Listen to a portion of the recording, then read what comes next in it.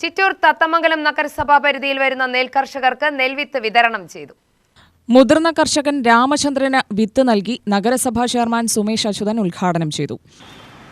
എനിക്കത് എങ്ങനെ കണക്കാക്കിയാലും നമ്മൾ സാധാരണഗതിയിൽ ഇപ്പോൾ നമ്മൾ മില്ലുകാർ ആണ് കർഷകരെ ബുദ്ധിമുട്ടിക്കുന്നത്. മില്ലുകാരോട് സംസാരിച്ചപ്പോൾ മില്ലുകാർ വലിയ തോതിൽ നഷ്ടം സംഭവിച്ചിരിക്കുകയാണ്. കഴിഞ്ഞ ഒരു 3 വർഷം അതിൻ്റെ കണക്കുകളൊക്കെ വലിയ നഷ്ടം അവർക്ക് സംഭവിച്ചിട്ടുണ്ട് മില്ലുകാർ. ഇപ്പോൾ കർഷകർക്ക് നഷ്ടം, മില്ലുകാർക്ക് നഷ്ടം, സപ്ലൈകോക്ക് നഷ്ടം, സർക്കാരിന് നഷ്ടം. ഇതിപ്പോൾ എന്താണ് ഇതിൽ സംഭവിക്കണമെന്ന് ഒരു പിടിയും കിട്ടില്ല. സത്യത്തിൽ ഇത് നല്ല രീതിയിൽ കാർഷിക മേഖല, നമ്മുടെ ലോകത്ത് പല വികസിത രാജ്യങ്ങളിലും കാർഷിക മേഖലയിൽ വളരെ നല്ല രീതിയിൽ അത് തുടർന്നു കൊണ്ടുപോകുന്നുണ്ട്.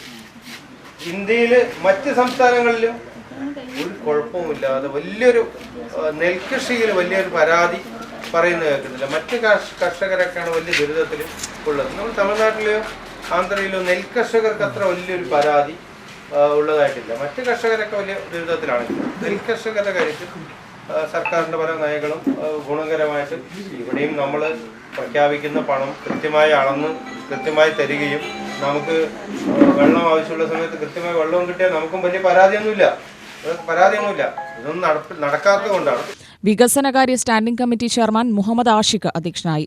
വൈസ് ചെയർപേഴ്സൺ കൃഷ്ണലീല, കൌൺസിലർമാരായ രാഹുൽ കൃഷ്ണ, ഗോപകുമാർ, കൃഷി ഫീൽഡ് ഓഫീസർ സരോജ മേബൽ, കൃഷി ഓഫീസർമാരായ രഞ്ജിനി, അജീഷ് കുമാർ, രജനി എന്നിവർ പ്രസംഗിച്ചു. UTV news, Palakkad.